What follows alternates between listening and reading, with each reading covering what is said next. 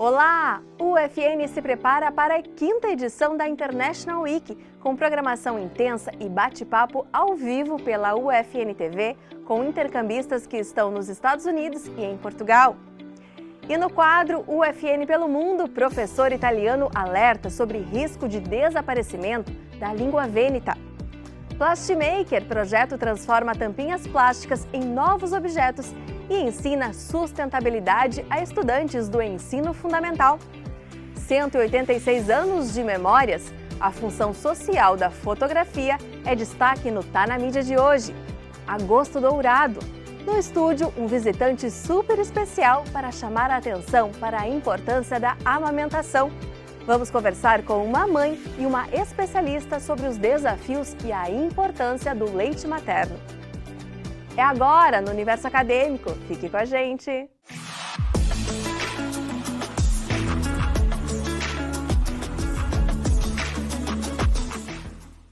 Na semana que vem, de 11 a 14 de agosto, a UFN realiza a 5ª edição da International Week. Uma extensa e variada programação está sendo preparada para dividir com a comunidade acadêmica as oportunidades de intercâmbio e experiências internacionais de quem participou dos programas de mobilidade acadêmica. Tem rodas de conversa, oficinas e momentos culturais. A programação está lá no site da UFN e na quinta-feira da semana que vem, às 10 da manhã, a UFN TV transmite pelo canal do YouTube um bate-papo com duas intercambistas. Uma falará direto dos Estados Unidos e a outra de Portugal. Se planeje e não perca! E já que estamos falando de internacionalização, no episódio de hoje do quadro UFN pelo Mundo, vamos conhecer a língua vêneta, que corre o risco de desaparecer. Quem faz o alerta é o professor italiano Alessandro Mosselin. Aqui na UFN, ele teve uma conversa sobre memória e pertencimento, que reforça o papel da academia na valorização da história da imigração italiana aqui da Quarta Colônia.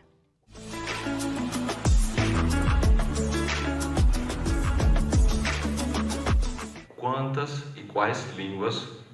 Direto da Europa, Alessandro Mosselin, professor, pesquisador e presidente da Academia della Buona Creanza da região de Vêneto, na Itália, visita a UFN para um diálogo sobre ciência, cultura e imigração. It is much of an enthusiasm for me to be here, so thank you also for the invitation. Falada por milhões no passado e trazida ao Brasil por imigrantes, a língua vêneta hoje corre o risco de desaparecer. Well, Venetian is not a very small language. It is spoken by 1 million people, and also here in Brazil, it is recognized as Veneto Brasileiro or Italian, like synonyms. This language is considered by UNESCO a vulnerable language. It is a prestigious language with an impressive literature too, and so it is in danger. But these actions raising awareness about the language, Venetian language, and the languages in general, because all these languages deserve a fair treatment. Deserve not to be discriminated. These languages have hundreds of years, well, maybe more than 1 millennium of existence, so they shouldn't die in our hands. O convidado se desafiou a falar português, trouxe a importância da preservação do dialeto vêneto, curiosidades sobre essa herança de palavras, memórias e identidade e destacou a riqueza linguística presente no país italiano. There are several languages in Italy. Of course, Italian is the official language, although there are at least other 11 languages in Italy. One of them is Venetian. Other are, for example, Friulian, Sicilian, and these languages, they are all brothers and sisters of Italian, which is Tuscan. A atividade foi promovida pelo Programa de Pós-Graduação em Ensino de Ciências e Matemática da UFN. Encontros assim abrem caminhos para a troca cultural e o avanço da produção científica. Uma conexão Brasil-Itália que impulsiona a inovação e o intercâmbio de diferentes pesquisas, saberes e experiências. Very crucial point of university. The term university comes from Latin universitas. So it has the idea that all sciences, hard sciences and human sciences, should join and meet together and exchange, because every science has a fragment of reality, of truth, and we have to develop methodologies, and we have to compare them and to relate the evidence we find. And is what universities should do, is exchange. So it's not only about globalization, it's just the right way for universities to do science. E a gente segue falando sobre internacionalização e a quarta colônia de imigração italiana, porque o coral da UFN se apresentou durante o 40º Festival Internacional de Inverno da Universidade Federal de Santa Maria, no último domingo, lá em Vale Vêneto, em São João do Polesne. A apresentação foi na Igreja Matriz. Conduzidos pelos professores Juliana Pires e Matheus Lopes, o coral apresentou 2 cantos gregorianos. O coral tem hoje 15 integrantes. Os ensaios ocorrem nas segundas, das 5 da tarde às 7 da noite e nas quartas, das 10 às 11h30 da manhã. Para participar, é só ir até a sala 709, no prédio 16, nos horários de aula e se inscrever. E incentivar a reciclagem é o objetivo do Plastmaker, projeto de pesquisa e extensão da UFN, que transforma tampinhas plásticas em novos objetos. Os estudantes do ensino fundamental do Colégio Fátima conheceram as infinitas possibilidades de reutilizar o plástico com consciência ambiental e criatividade. Quem vê esses objetos coloridos e divertidos nem imagina que eles foram feitos de tampinhas de plástico. Os jogos e objetos fabricados no projeto Plastmaker da Universidade Franciscana deixaram essa turminha cheia de curiosidade. Eu ia perguntar como é que é o processo de vocês fazerem os brinquedos reutilizando. Quem respondeu às dúvidas foi a professora Sandra e os estudantes bolsistas do projeto, que funciona desde 2019. A ideia do Plastmaker é usar a reciclagem como ferramenta de educação ambiental e estimular a criatividade. A proposta é mostrar que aquilo que vai para o lixo pode sim virar algo novo e útil. No ensino fundamental, o projeto Plastmaker ele tem um impacto gigantesco, porque ele trabalha muito com a conscientização e com a ideia de sustentabilidade. Então, hoje, a intenção era tentar trazer o objetivo principal do projeto no contexto dos alunos, diante da ideologia do movimento circular. Os estudantes aprenderam que o movimento circular é uma forma de pensar o consumo e o descarte dos materiais do nosso dia a dia. Esses objetos voltam para o ciclo produtivo com novas utilidades. Olha, eu tomei consciência que eu tenho que começar a reutilizar as tampinhas. E a expectativa é que a mensagem sobre sustentabilidade vá além do momento da palestra, que chegue em casa, envolva a família e inspire os amigos. A gente aprende várias coisas, aí cada vez mais a gente vai cuidando do meio ambiente.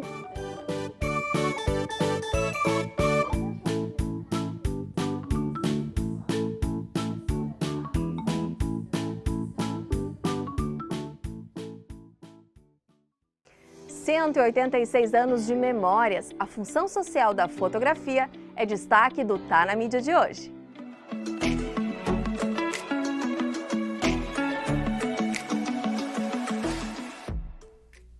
Olá, tudo bem? Em 1839, quando o daguerreótipo foi apresentado na Academia de Ciências na França, em Paris, as pessoas ficaram surpresas e perplexas com um invento revolucionário.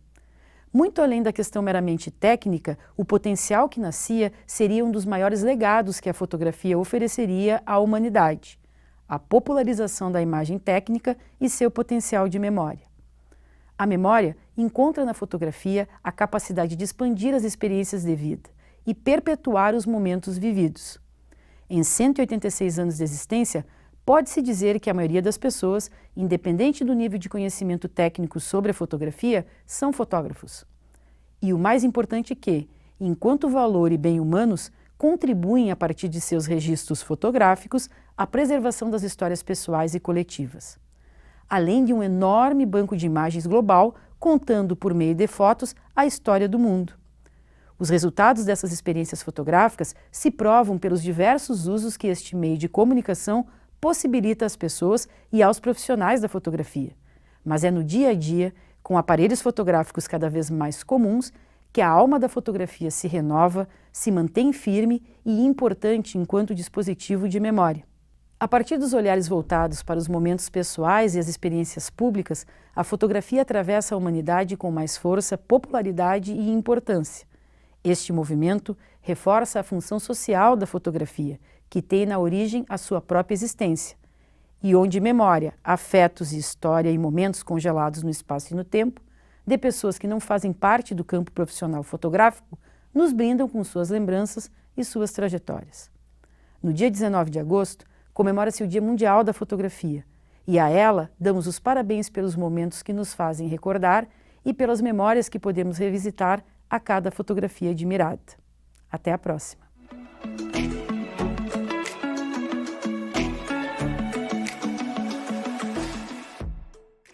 O mês de agosto é conhecido como Agosto Dourado, para reforçar a importância do aleitamento materno, símbolo de amor, cuidado e saúde desde os primeiros dias de vida.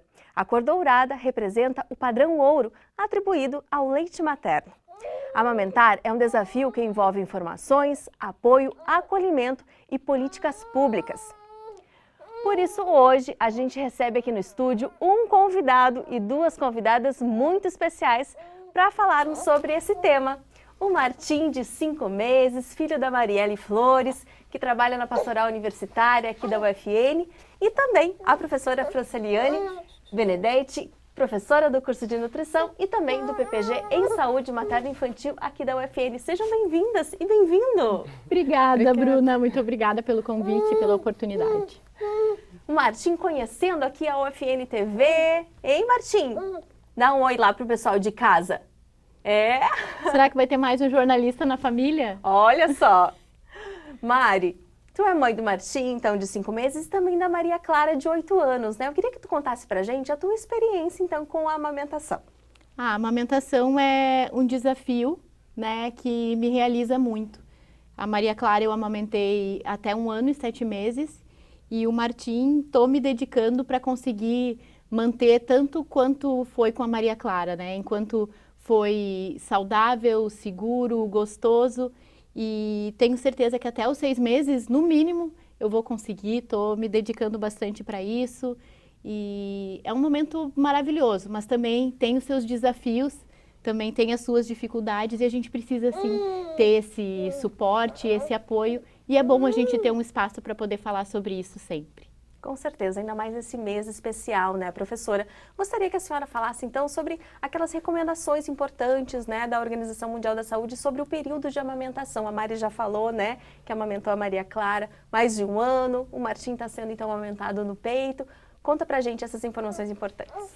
Isso. Então, a Organização Mundial de Saúde, o Ministério da Saúde recomendam que as crianças sejam amamentadas por 2 anos ou mais e que seja exclusiva até o 6º mês. Então, até os 6 meses de vida, o bebezinho não precisa receber água, chás, nem outro tipo de alimento, né? A partir dos 6 meses, o bebezinho continua em aleitamento, mas ele já começa a receber alimentação complementar, né? A água, para ir mesclando entre o aleitamento e a alimentação. E isso realmente vai até os 2 anos ou mais, vai depender muito da mãe e do bebê. É uma combinação, né, para se entender até quando esse bebezinho vai ser amamentado. E, professora, por que é tão importante essa amamentação? Acho que a Mari já comentou, né, que é um vínculo importante entre a mãe e o bebê, isso é fundamental. E talvez um indicativo, né, que já sirva para todos os outros é que ele reduz a mortalidade infantil. Então, acho que esse já é um bom motivo.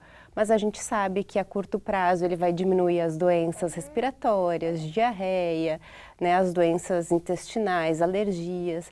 E a longo prazo ele vai ajudar esse bebezinho né, lá na vida adulta, ter menos chance de ter obesidade, diabetes, doenças cardiovasculares.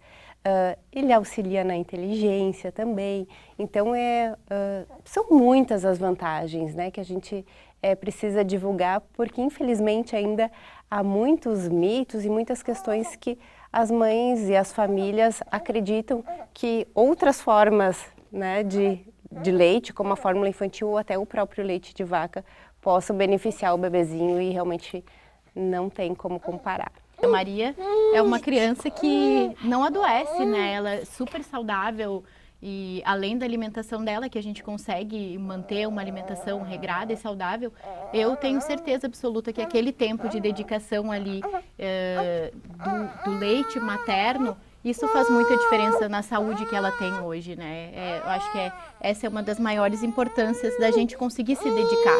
Vale a pena. É justo que muito custe aquilo que muito vale. E é isso que a gente pensa, né, Martim? Acho que já está na hora do mamar de novo. Ó. Professora, a Organização Mundial de Saúde também estabeleceu como meta que ao menos 50% das crianças fossem amamentadas exclusivamente até os 6 meses de vida até 2025, né? E olhando para a meta mais para frente, até 70% para 2030. Bom, antes da gente falar dessa futuramente, a atual, se chegou a esse número, está perto, como que está essa questão, prof? Então, aqui no Brasil a gente tem estudos que não são tão recentes, porque fazer um estudo populacional demanda tempo, dinheiro. Então, a gente tem o último estudo de 2019, que chama ENANI, e lá a gente pode ver que até os 6 meses, quase 46% das crianças são amamentadas, né, exclusivamente no Brasil. Então, a gente ainda está muito longe da meta. E já pensando nesse dado que tu colocaste, eu acho que vamos demorar um tempo ainda para conseguir alcançar a meta, né, estabelecida, porque ainda tem muitos desafios, né, no aleitamento. E imagino que uma delas, inclusive, seja a própria licença maternidade. Aqui no Brasil é de 4 meses, enquanto as mães têm que amamentar por 6 meses. E até talvez para a Mari esteja um pouco mais fácil, porque né, a nossa cidade não é tão grande, mas numa grande cidade, num grande centro, conseguir manter o aleitamento longe do bebê fica mais difícil. E até pela rede de apoio, né, Mari, é importante, muitas mães não têm, né? Como é importante essa ajuda de toda a família também nesse momento? Queria que tu falasse um pouquinho desse desafio também de guardar o leite. Também é um desafio e a gente tem um suporte, né, dos nossos pais e o pai do Martim, principalmente, a gente tem essa possibilidade, já que ele trabalha em casa, ele que tem ficado com o Martim. Então, sempre que possível, no fim do dia ou de manhã, eu consigo esgotar leite, eu tiro leite, mas tem sido um desafio, porque o Martim não aceitou mamadeira. Ele sabe o que é bom ali, né? Ficar aqui junto, mas eu tenho sempre tirado leite e deixado para uma necessidade, deixar com o Matheus, deixar com os avós, e para a gente ter essa continuidade e tentar manter o máximo possível desse aleitamento, né? Até porque a produção do leite, ela aumenta conforme a demanda. Então, no momento em que eu diminuir a quantidade de mamadas do Martim, também vai diminuir a produção de leite. E não é isso que a gente espera, não é isso que a gente quer agora nesse momento, né? Estava com fome ainda, ó. E é importante, professora, que a família, né, dê esse apoio. É muito importante essa rede de apoio, né, de todo mundo. Lembro de vocês comentando também no programa Saúde em Foco que a gente tem aqui, de oferecer uma água para a mãe durante a amamentação, né? Um pequeno gesto faz toda a diferença. É um período muito vulnerável, um período que né, já tem muitas dificuldades lá no início, né? De como ajustar pega, a mãe está com um bebezinho novo, muda a rotina, a família muda a rotina. Então é super importante ter, né, esse apoio. E a gente sempre diz, né, que quando nasce uma criança, todo mundo é responsável por ela, mais ou menos nesse sentido, né? Pensando que essa mulher vai ter que ter ajuda para conseguir manter o aleitamento, né? Um familiar alcançando uma água, os familiares da casa ajudando nas questões domésticas, ajudando com as outras crianças, né? Vai tentar envolver essa família, né, para aliviar um pouco, né, esse período. E além demanda, né, que o bebezinho mesmo vai trazendo, vai pedindo mamar, também é importante lembrar que a mãe tem que estar relaxada, né, sem estresse, tem que estar com sono mais ou menos, né, assim que possível em dia, para que a produção de leite continue. Então é preciso, né, uma rede para ajudar nessas questões todas. A professora falava sobre os mitos antes, né? Daí eu queria falar um pouquinho da ciência. Como a ciência tem ajudado, então, né, a acabar com esses mitos, a reforçar essa importância da amamentação? Fala um pouquinho dessa relação da ciência com o tema. A gente, ainda bem, né? Estamos cada vez estudando mais sobre o aleitamento e tentando achar estratégias para ajudar essas famílias. Então, a gente vai ajudar com informação sobre os benefícios, né, sobre as questões de pega, como a Mari falou, de como voltar ao trabalho, mantendo o aleitamento, esgotando o leite, como esgotar, como armazenar, né, em manuais, em cartilhas. A gente tem uma cartilha que abrange um pouquinho de cada uma dessas informações, mas especificamente sobre os mitos, né, talvez os que mais, assim, passam pela cabeça das mulheres nesse momento e da família, é que sempre alguém tem uma receita para aumentar a produção de leite, né? Sempre uma receita milagrosa, sem pé nem cabeça. Então, tem que tomar aquilo, né? Tem que deixar de comer aquele alimento, ou tomar um chá, né, milagroso, enfim. Então, a gente sabe que não é bem isso, né? E também outra dúvida é sobre as medicações, o que pode, o que não pode. Inclusive, alguns tomam, né, algumas medicações também pensando em aumentar a produção de leite, ou tomam para uma determinada doença e aquele medicamento pode ter um efeito colateral, né, na amamentação.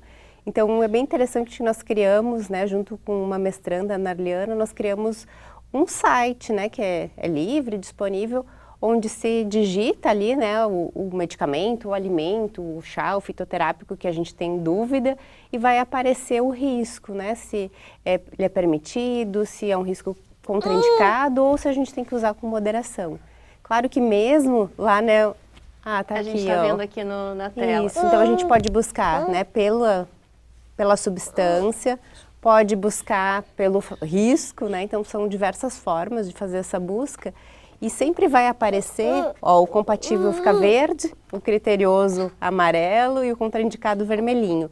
Só que mesmo no compatível, quando tiver ali o verdinho, é interessante ler. Porque um exemplo é a cafeína, né? Que é o café, que todo mundo tem essa dúvida durante a amamentação. O café pode ser consumido?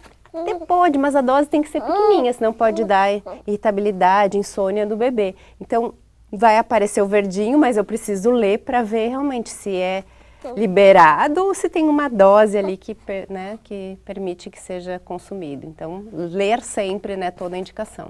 O site, então, foi um produto tecnológico produzido durante um mestrado em saúde materno-infantil por uma mestranda, né, do PPG, isso, né, professora? Isso mesmo. Assim como a cartilha também, que a professora mencionava, que a gente também, então, tem imagens para mostrar, né, porque é muito importante também que os profissionais de saúde tenham todo esse conhecimento para também auxiliarem as mamães, né?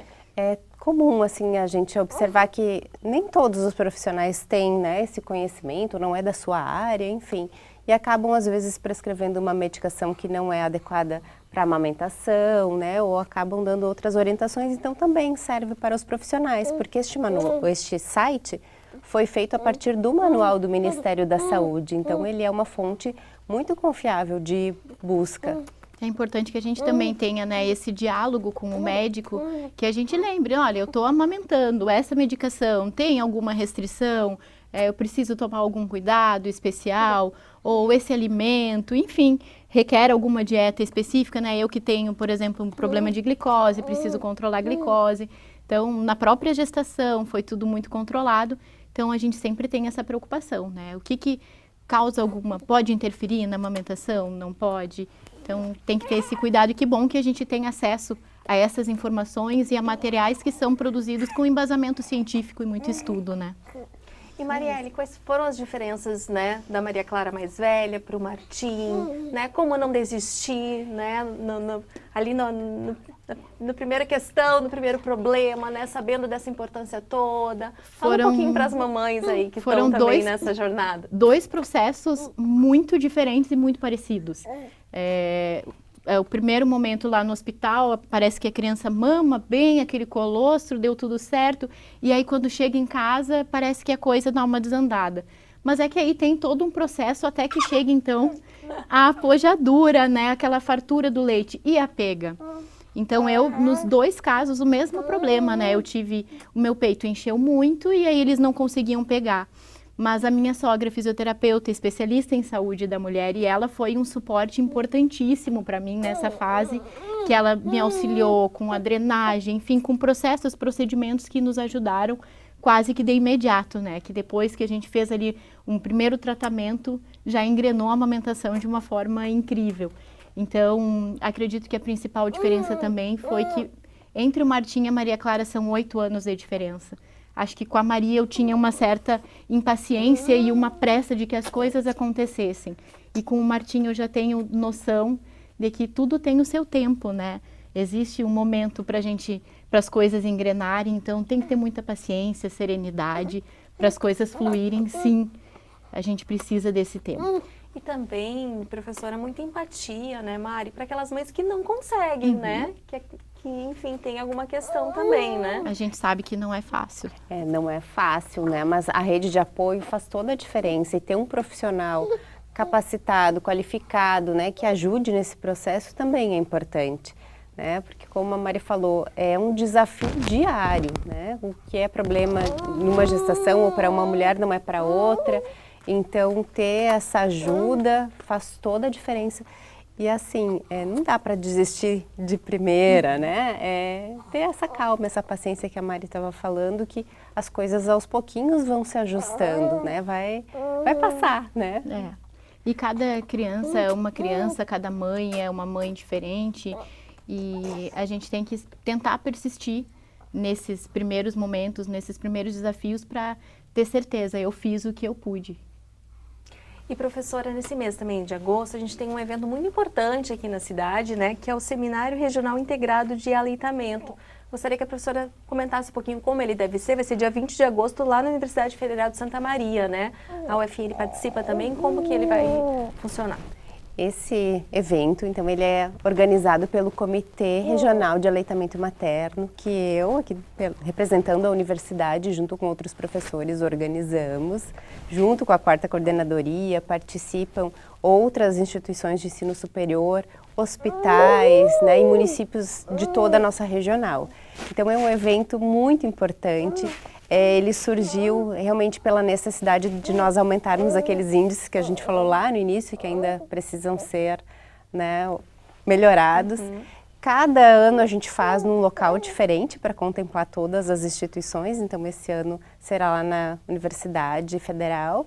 E o link da inscrição está na rede social, né, do Comitê de Aleitamento Materno. É um evento gratuito e até a gente pede para que realmente quem se inscrever, que participe, para não tirar a vaga de outra pessoa, né, que gostaria de participar e não tem essa possibilidade. É um dia de evento com muitos profissionais de diferentes áreas, de diferentes regiões, e eu acho que vai ser muito interessante. Já estamos assim com mais de 600 inscritos. Que bacana. A gente tem um QR Code, gente, para as inscrições aparecendo aí na tela. Então, quem tiver interesse, que realmente puder ir, né, pode se inscrever por ali. Para a gente encerrar, Marielle, uma mensagem final, né, para as mamães, aí de primeira viagem, de segunda viagem, né, sobre a amamentação, que tu pode deixar de mensagem nesse agosto dourado. É o meu lema, que eu sempre tenho pensado, né, é justo que muito custe aquilo que muito vale. A saúde dos nossos filhos, a felicidade deles, em primeiro lugar. Então, se a gente puder dar um pouquinho mais de si nesse momento de amamentação, vale muito a pena. Eu vejo pelo futuro aí a minha filha, como ela está, saudável e feliz, e eu desejo que todas as mães sejam ouvidas, acolhidas, escutadas, abraçadas e que recebam o apoio necessário, porque ninguém amamenta sozinha. Precisa ter alguém te apoiando, nem que seja para ser alguém para te escutar e te dar um suporte nos dias difíceis e comemorar contigo essas vitórias. Vale muito a pena. Muito obrigada pela presença de vocês, professora Franciliane, Marielle Martim. Obrigada por ter vindo aqui no estúdio. Já vamos te liberar para tirar a sonequinha. Muito obrigada pela presença de vocês. Acho que agradeço. Obrigada. E muito obrigada pela sua companhia. Assim a gente se despede do Universo Acadêmico dessa semana. Um beijo grande. Tchau.